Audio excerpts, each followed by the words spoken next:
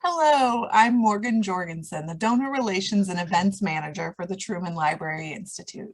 Welcome to Truman Trivia. Today we're joined by Harold Ivan Smith, author of the book Almost Everything Worth Knowing About Harry S. Truman, 33rd President of the United States. Harold Ivan will discuss his book and then lead an interactive trivia using a selection of the book's many questions. Harold Ivan, thank you for joining us. Thank you for asking me.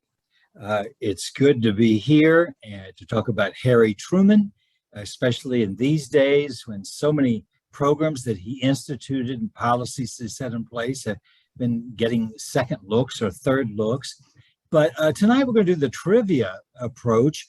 Some time ago, I became concerned that the knowledge of Truman was fading, especially among our younger generations.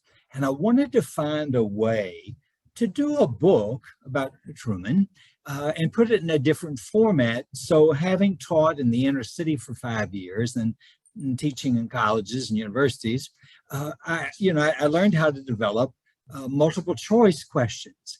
And I just set my mind to it and came up with this book, which is not the traditional text. It's paid question after question, about 600 and some odd questions. And I have to say, I worked long and hard with a design specialist. So some of the answers are pretty close that, yeah, it could be B, but it might be D too. And one Truman historian told me that he was stumped on several of them, and I was just really delighted.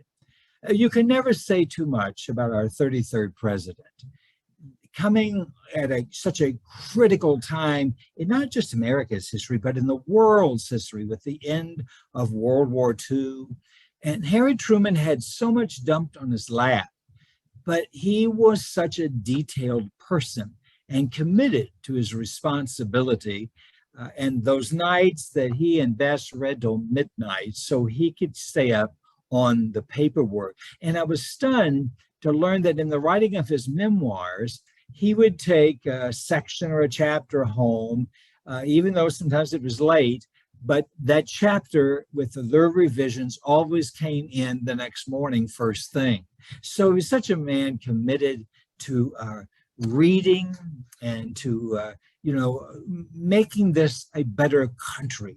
He believed that we could make all men and women equal in this society. And in the 40s, not everyone believed that, certainly. And so that's what we're going to talk about tonight. I am amazed. I'm working on a second book on Truman's spirituality, and several people have, furrowed their brows. Truman spiritual? I can't quite imagine that. And I go, oh, I'm not talking about piety, but I'm talking about a deep well of spirituality within him. And I recently had a letter from Robert Kirkendall, who edited all these wonderful Truman books. And he wrote back and said, I'm so glad you're doing this, because that was a critical dimension of Truman's life. He just so believed that we could all be brothers and sisters, and there could be peace in the world. And so that's why I'm excited about writing. But I have to tell you, people have been sharing stories with me. And some of those stories, can we just say they have leaks in them? And I don't know how many years they've been passed down, but they won't hold as much water as the teller thinks. And sometimes I've just had to look and say to people, my, I don't believe I had heard that before. Thank you for sharing that with me. I don't want to pop the bubble and say, well, that's not true, or most of that story is not true.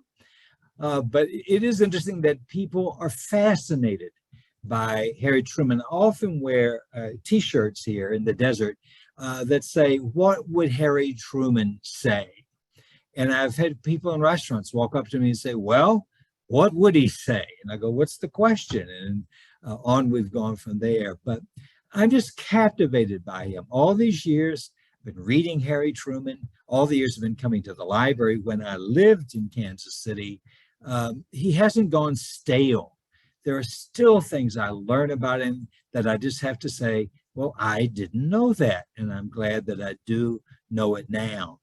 So I hope you'll have a chance to get the book. Winter is coming, and of course, holidays are coming.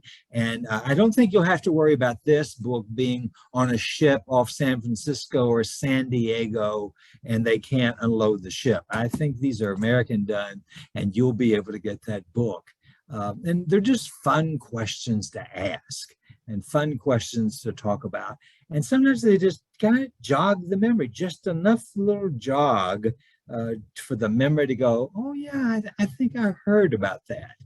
And I hope you'll have a chance to get the book and enjoy it.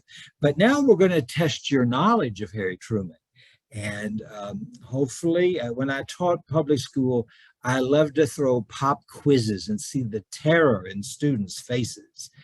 Get out your pencils and none of the questions are going to be like that tonight. But I want to say a big thank you to the Truman Library and to the Truman Presidential Institute for all the details they took care of to make this evening of trivia possible. Okay, I think I'm ready, Morgan. Excellent. All right. Thank you, Harold Ivan, for writing this book. And I have my copy right here too. I've been perusing it over the past couple of weeks. It really is a delight to read. It was hard for me I added one question to Harold Ivan's list, and it was really hard to pick which question. So I highly encourage everybody picks up. Okay, thank you. Everyone, we'll now dive into the trivia portion of the evening. We won't be tracking points tonight. We're playing for bragging rights only. We'll be using the polling feature for the trivia. So a question will appear on your screen. Choose the answer you think is correct and click submit. We'll allow a short amount of time, maybe a minute, for the answers to be submitted, and then we'll close the polling and reveal the correct answer, and Harold Ivan will tell the story behind each of the questions. So without further ado, we will go ahead and launch the very first question. All right, why did Truman stop playing the piano in public? Is it A, the music critic of the New York Times quipped, oh gosh, Harry Truman, oh guys, I can't read the full answer here, and give me just a second. I'm going to have to pull up a different document. Harry Truman was not the first pianist, was the president and not the first pianist. Best pitched a fit after he was photographed playing at the National Press Club as Lauren Bacall perched on top of the piano. C, he was getting too many invitations to play for symphonies for fundraisers. Or D, he never had time to practice and his playing showed. I will give everyone a few more seconds, and I'm going to pull up a document here so I can read a little bit more smoothly for the next question while we let those answers collect.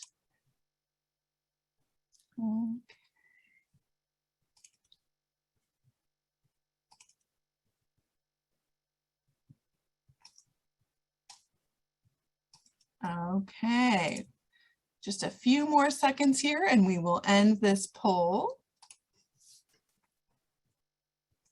Okay, we're going to go ahead and share the results here, Harold Ivan, and will you please tell us the correct answer? The correct answer is actually B, best pitched a real fit. Now, that was in March, early April, and he was playing at the National Press Club, and they had invited all these soldiers to be their guests that day.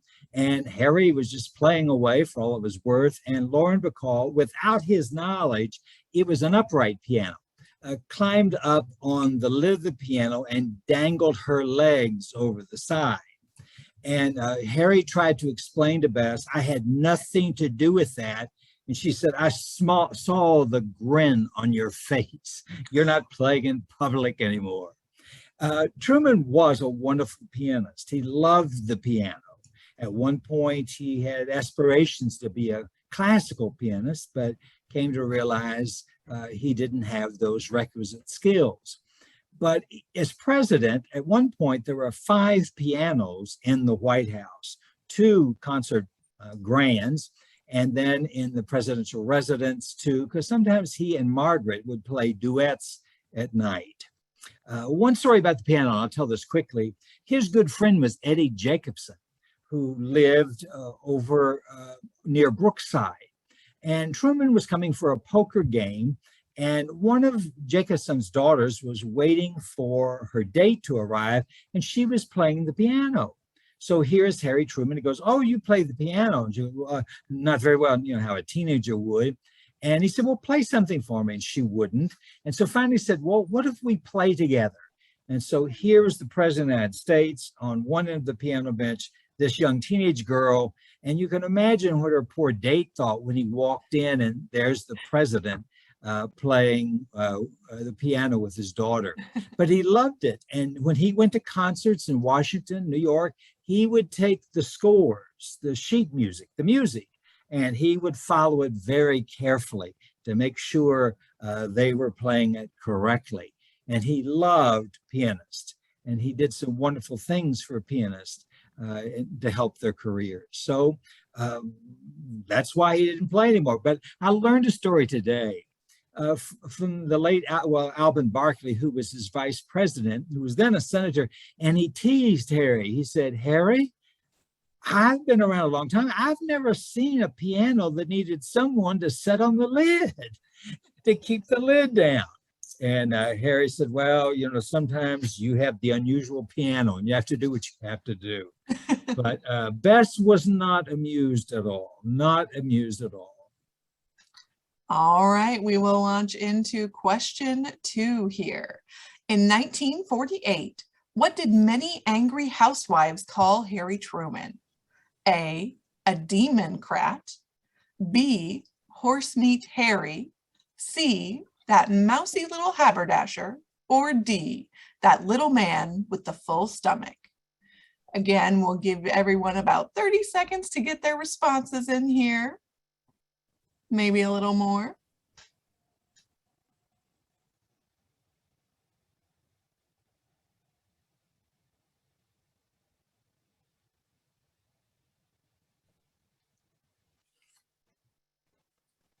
Okay, about 10 more seconds to get your answers in before we close this poll. Okay. All right, Harold Ivan, here's what everyone answered. Tell us what the correct answer is. Well, actually, it's B again, horsemeat Harry. And there was a good reason for it, because he became president in April of 45, and the war was still on. And then in August, the war was over. But I think a lot of people assumed that rationing would soon end. You had to have ration coupons for milk, for butter, for lard, for meat. And an awful lot of people just expected the war is over and now we can go back to getting meat and serving our families meat.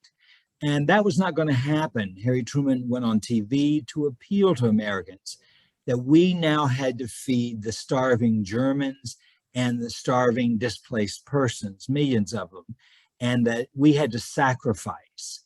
And some people understood that and some people didn't. And he ran in 48. Horsemeat Harry kind of caught on. The last answer was not, because I'm not sure Harry Truman really ever had a full stomach, because he ate lean. His breakfast was 1 egg, 1 piece of toast, 1 strip of bacon, and some kind of fruit. And, a lot of people, they need multiples of those to consider it a real meal. And he was always pleased that he could wear the suits he had worn early in life. He never outgrew them. He kept his weight very much under control, and he really didn't have a sweet tooth.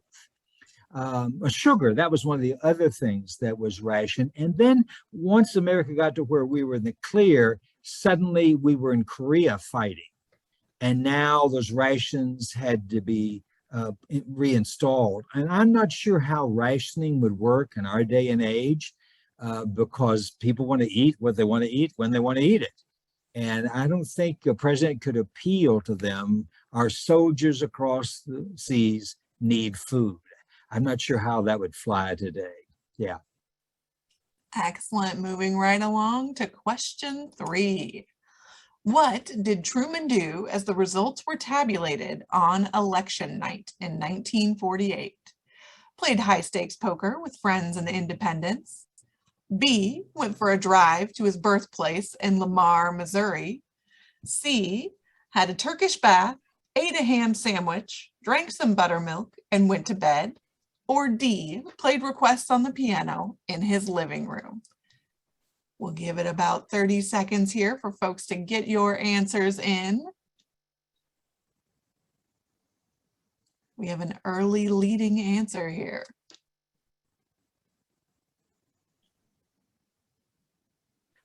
About 10 more seconds here and we'll close the poll and hear from Harold Ivan.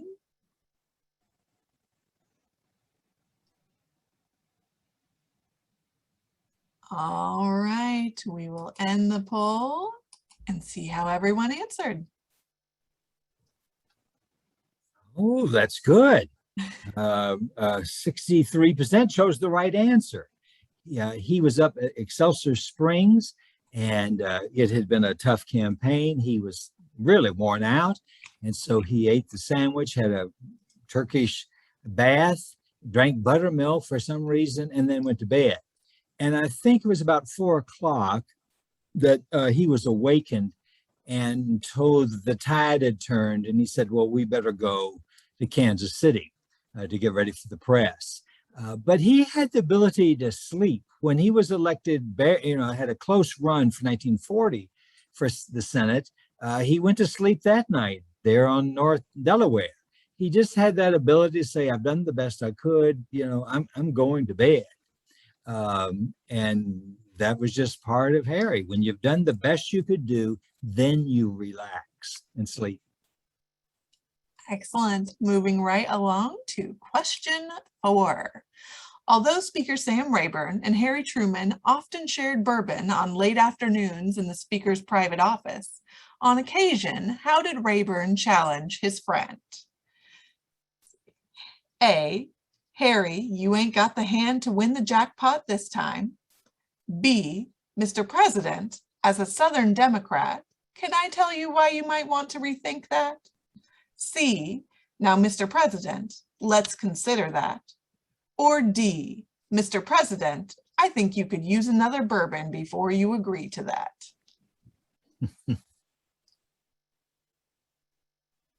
It's hard not to read those in my very best Southern accent. Oh. All right, another 20 seconds here to get those answers in.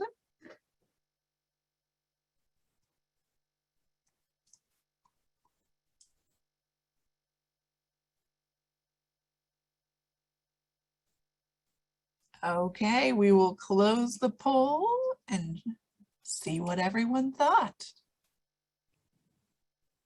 Oh, well, the 3%ers in the video need to pat their backs. It was now, Mr. President, let's consider that. Mr. Sam was bigger than life, Speaker of the House for I don't know how many terms, one of the longest serving. But even though Harry was in the Senate, they became friends, really, really tight friends. And he would invite Harry to come over to the Board of Education and to sip a little bourbon and branch water. And he became one who could speak truth to the president. Just days after Truman became president, Sam Rayburn went to see him. And Sam Rayburn said, Mr. President, there's a danger I want to alert you to. You're going to have all these yes people come in here, and they're going to tell you the greatest president. They're going to tell you all these things. And then Speaker Sam leaned forward and said, you and I both know that ain't true. So you always got to be careful what people are trying to tell you, because they're coming looking for favors or wanting something out of you. And Mr. Sam was very much that way. He was always a straight shooter with Truman, and Truman deeply appreciated that. Funny story about Sam Rayburn. On the 48 campaign, Truman stopped in the little town, and I'm blanking on the name right now, in Texas, where Sam Rayburn lived. And they'd agreed that Sam Rayburn would open his home and people could come through and say, I shook the president's hand. And they had a turnout bigger than anyone imagined, just bigger than anyone imagined. And finally, Sam Rayburn was yelling at his worker, "Buford, shut the door. They're coming through a second time." So he just said, you can come through once and have some refreshments. We're not going to have everybody coming through a second time. But Truman was deeply grieved when Mr. Sam died, because he knew he was a count honorable man. He would tell you what the facts were. There were times he had to say, "Mr. President, let's consider that a little more closely, and let me tell you what I see in that." And presidents are really good. You may have heard Gary Ginsburg, who talked at the Truman on his book, First Friends. And many presidents have not had a strong set of friends to talk straight to them at various points during the presidency. And Harry Truman did. That was one of the gifts. Excellent. Okay, we're almost halfway through. We will move on to question 5. Truman, when irritated, would pen stinging letters to settle scores with adversaries, but rarely mailed them. What did his staff call these letters? A, pants scorchers. B, the "guess I really told him" letters. C, he wouldn't dare send this communications. Or D, longhand spasms.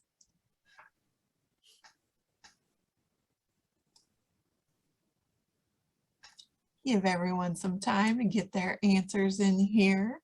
You all are getting faster as we move through.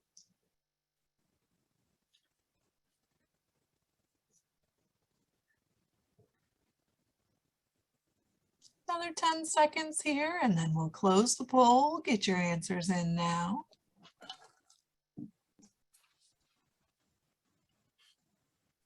Okay, we'll close the poll and see what everyone thought. Oh, well, actually, it's answer D, longhand spasms. For a couple of reasons. Truman was a very proper man. And so he had women's secretaries. And so he wasn't going to have them see something that was a little bit, off the mark. So he would write these in longhand, but he had a drawer. And when he had written that out, got it on paper, put it in that drawer. And it was years later when I'm blanking on the man's name, was studying at the Truman Library. And one of the archivists said, well, we've got a box of Truman letters that he wrote, but he never mailed. And they were part of his longhand spasms. And so they brought them to him, and he wrote a delightful book along the lines of the letters that Harry Truman never sent. But it was that ability to get his irritation or his anger out. Now, I do need to say that some of those letters did get mailed, and they took the hide off people.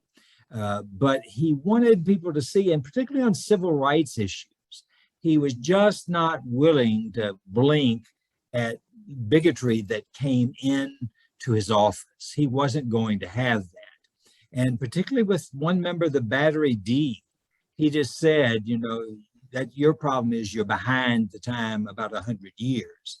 Even though Harry cared greatly about the man, he said, you're wrong. So some of them, of course, the famous one was the letter that he sent to Paul Hume, the music editor at the Washington Post. And it was such a scorcher. Several people said, no, Truman would never have mailed that. And then it came out. And Margaret denied, no, Daddy would never say that. He might think that, but no, Daddy would never write that. And in fact, he did. And, he and Paul Hume became something of friends years later. And he went to a concert in Kansas City and took Paul Hume with him, the critic.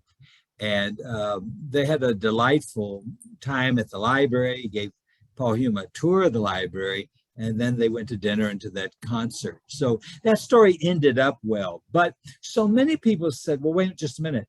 This man attacked his daughter, in the press, and saying she was flat most of the time. And George Marshall said, That guy didn't even like the varnish that was on the piano. So some people just came to say, the president was just defending his daughter, and father ought to be able to defend his daughter. Maybe not to the extent Harry did, but nevertheless, he did get his point across. Very fun. Okay. Question 6. How did Harry dispel rumors of ghosts in the White House? A, I suspect the only ghost in this house is the Holy Ghost. B, just something some of the staff joke about. C, about as likely as a Wall Street banker sleeping in the Lincoln bedroom. D, damn place is haunted, sure as shooting. We'll give everyone some time here to get their answers in.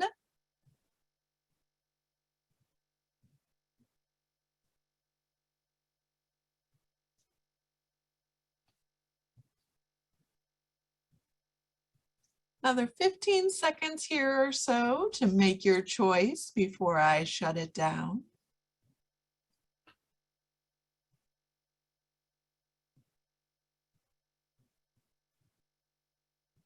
Okay, we'll close the poll and let's see what everybody thinks. All right, Harold Ivan, what's the right answer? Oh, the answer is D. The damn place is haunted, sure as shooting. Truman, very brave man. I mean, served in World War I, and he was in the reserves until 1940. But Bess and Margaret were back taking care of her mother in Independence a lot.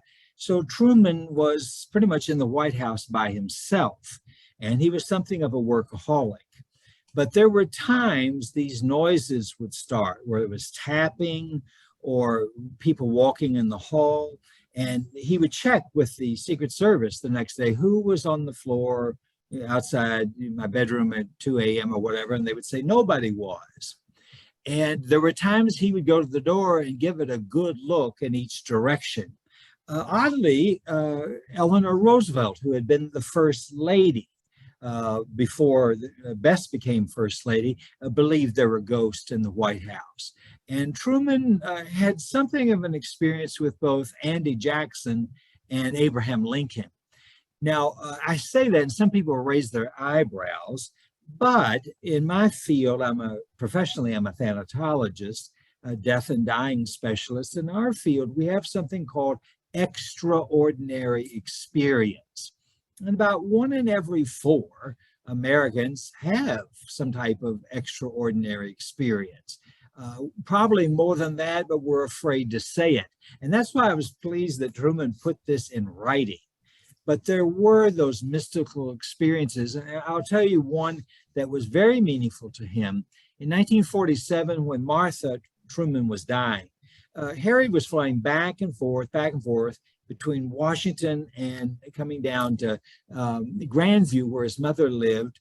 And it was a particularly difficult time in Congress. They were trying to consolidate the military into a Department of Defense. So he had to have legislation to create the Department of Defense, and then he had to have, nominate a first Secretary of Defense. And he was very stressed out because he was such a mama's boy. He, no doubt about that. And at 47, Martha Truman may have been the only person in the country who believed he could win in 48. And so they got away from Washington Airport late. And when they were over Ohio, they sent a message, and Dr. Wallace Graham, the president's physician, walked back, and he looked into the president's compartment and he go, "Oh, Mr. Truman's asleep. I don't have to tell him." And Harry Truman opened his eyes and said something along this line, "Yes, I know she's dead. She just came to tell me goodbye." And that was over Ohio. So when Dr. Graham walked back to the cockpit, they were sure that Harry Truman was just pitching a fit because they got away late from Washington. But he was very relaxed about that. He had seen the worst of war in World War I. And so he wasn't afraid of that dimension. And I've shared that with many grievers that I work with. It was a comforting feeling for him. But several of the White House staff also did talk a great deal about these ghosts that they sometimes experience in the White House. Excellent. And I have to say that first answer, the only ghost in this house is the Holy Ghost. I lifted that from St. Philip's Episcopal Church in Charleston, the cathedral. And they have a cemetery on 3 sides of the church, and they have a large sign saying that the only ghost in this cemetery is the Holy Ghost. And I just kind of borrowed that. I thought, well, that would be a good potential answer for this question. Excellent. Okay, we'll move it right along to question 7. When Lyndon Johnson arrived to greet the Trumans, he tried to explain why he was late. How did Truman respond to the president? A, presidents never show up anywhere on time. B, it's your own damn fault. If you had left on time, you would have gotten here on time. C, it's time to get a new pilot for that plane. D, well, I didn't have anything else to do but wait on you.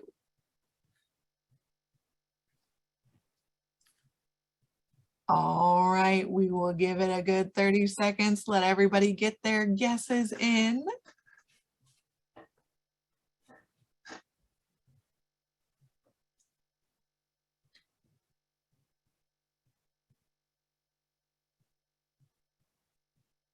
Another 10 seconds to get your answers in before I close the poll. Last call.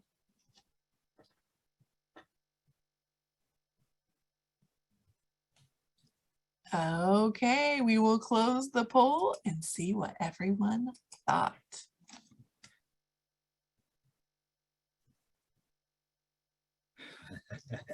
Well, I can see why D would be very tempting as an answer, because by that time he was going to get his Medicare cards, Medicare card 1 and 2, second for best. And but nevertheless, Lyndon Johnson was late. And Harry Truman believed you needed to show up on time because it inconvenienced people. And you need to think about other people. And that sort of thing. So by that point, he was pretty irritated, and he just let Lyndon have it. And Lyndon Johnson kind of laughed about it. But at the same time, you know, just point blankly said, Lyndon Johnson, it's your own damn fault. You should have left earlier and you would have been here on time. And it's interesting, Lyndon Johnson had a great affection for the president and for Bess. And when Jack Kennedy was assassinated in 1963, they wanted to install Secret Service agents on the property. And at that point, it was still owned by Mrs. Wallace, and Bess was in control. And she was saying, no, no, no, no, no, Mr. President. And finally, he goes into this Ms. Truman business in the Southern, you know, as a new president and all this situation. I've got so much to worry about. And if I have to worry about you and the president down there being robbed or something by some crazy person, it's just one more thing. And you've got to allow this. And so finally she said, all right, but they can't stay on the property. And they had to rent a house across the street. But one of the hardest pictures of Lyndon Johnson I've seen is when he flew up, he and Bess, he and Lady Bird, to visit President Truman. And he left that looking pretty somber. He did not attend the president's funeral, President Truman's funeral, and he was dead not too long after that. But you can tell he is very shaken as he walked out of the library. But they had a wonderful friendship, and both brought those qualities to the presidency that they knew when to lighten up. Yeah. I will Did also, I actually say what the answer was? it was B. I think you said it during the story. Yeah. I will also add that Secret Service house that they rented is now an Airbnb that anyone can stay in. It's lovely. It's been redone. So if you, when the library reopens, if you're looking for a place to stay, you can stay in the Secret Service home. Yeah. Oh, that's great. Okay, we're coming right up on the end here. We've got 10 questions tonight, and it is question 8. Who persuaded Truman to erect an iron fence around his home in Independence to protect against souvenir seekers? A. Roger Sherman, the mayor of Independence. B. Herbert Hoover, the former president. C. Eddie Jacobson, his longtime friend. Or D. The Secret Service.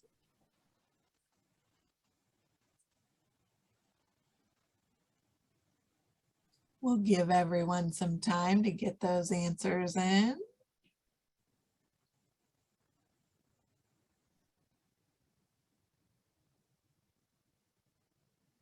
All right, another 10 seconds. Last call for answers.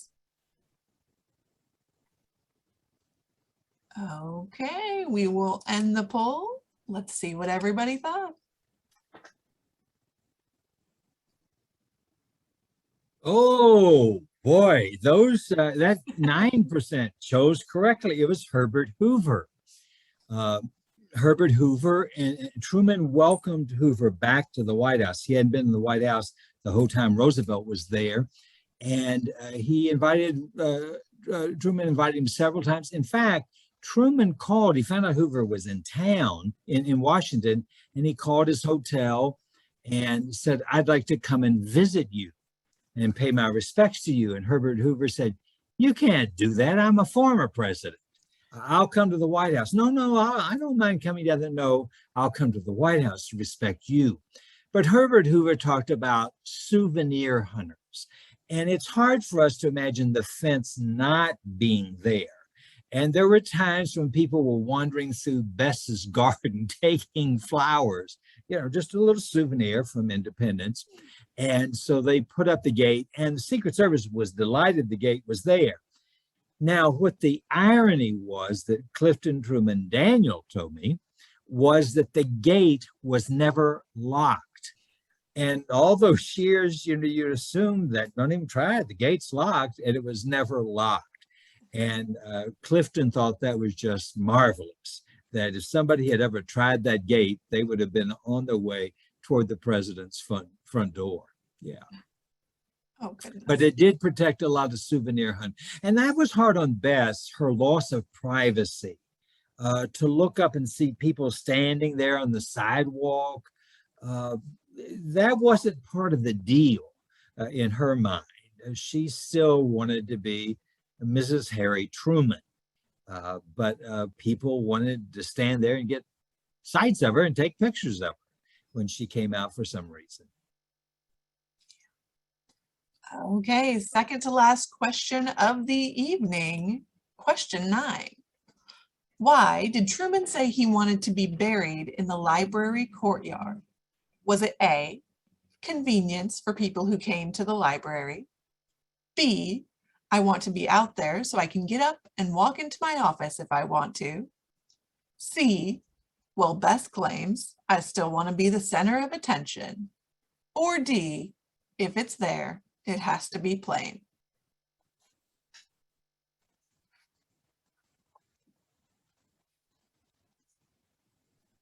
Give everyone some time here. Watch those answers come in.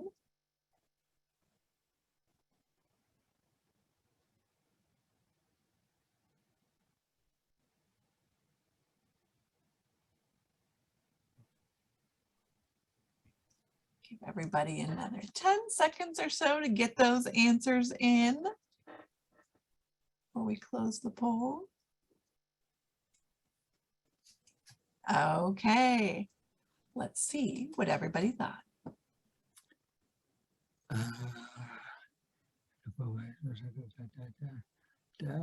Well, it's actually B. I want to be out there so I can get up and walk in. And Bess was very sharp in saying, "Harry, you shouldn't have said that." But he had such an open view of death. He believed when it's your time to go, it's your time to go. In World War I, he said, well, there just wasn't a bullet with my name on it.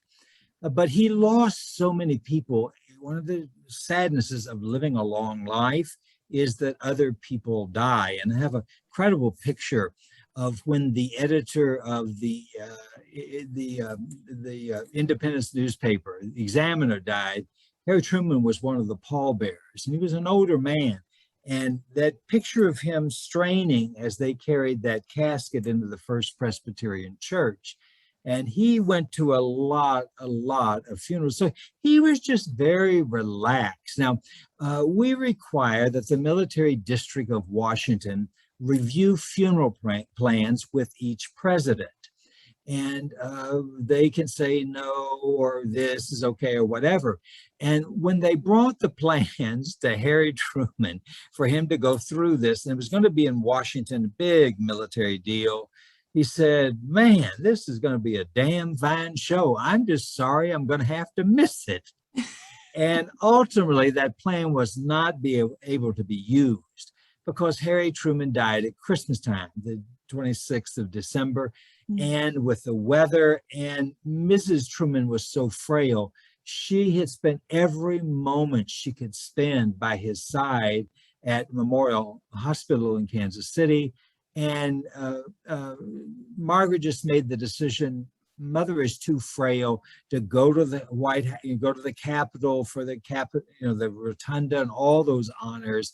And they had a very abbreviated service with only the seating in the Truman Library auditorium, which maybe is what, 220 people or something. So a lot of people did not get to attend that funeral. And it wasn't nearly as brassy as it would have been, and really should have been. I'll tell you one other story, if I can, about George H.W. Bush. I talked to the man who was responsible for asking President George H.W. Bush, reviewing his funeral plans. And so he asked him, where do you want to be buried? And of course, Barbara was sitting there. And he said, well, you know, I'm an old Navy man. Just bury me at sea. And Barbara spoke up, like hell, George, you're going to be buried on land. And the guy said, you know, you can't help but laugh because Barbara was just instantly, you're going to be buried on land. And President Bush looked at the guy and said, well, I guess that settles that question. I won't be buried at sea. But it's very sobering. Every 6 months, they have to have those plans reviewed.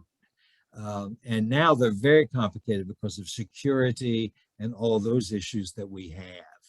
But Harry was not afraid of death. Life had taught him, you know, he is, I think, our only president that I've been able to document who dug graves. Because when he was a farmer, you know, you'd often be buried in the church graveyard, and they'd call on the men of the community to come and dig the grave and then go to the funeral. Harry Truman just told Bess, I've never heard so many lies told in one morning in all my life as were told when we dug that grave. So, you know, he's the president that dug graves, and he survived that just fine. Incredible. All right, folks, this has been a joy. I hope you've had as much fun as we have. We're on our final question here. So for question 10, what did Truman say he wanted from history? A, you may not have agreed with me, but you admitted that I told the truth, even when it was uncomfortable. B, if I appear in a bad light, that's just too bad. C, the conviction that my administration did the right thing for the right reasons. D, that I was the second hardest working man to ever live at 1600 Pennsylvania Avenue. Final question. We can take our time getting those answers in here. And we don't have an extra credit question tonight. No bonus, no extra credit tonight. I don't have anything in the hopper. All right, we'll give it a few more seconds before we close this down.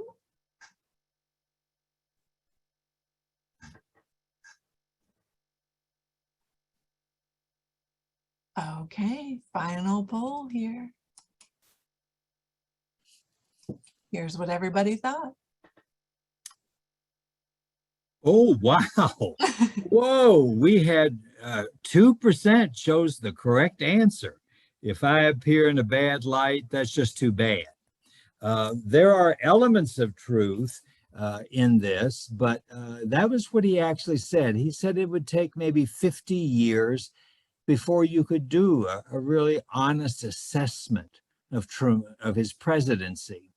But he was a very strong one to say, if I appear in a bad light, then that's just too bad. And I've been amazed in writing the chapter in the book on Truman's decision to use the atomic bomb. And I have been amazed how many people, it's almost like say the name Truman, they go, oh yeah, he dropped the atomic bomb. Well, wasn't that awful?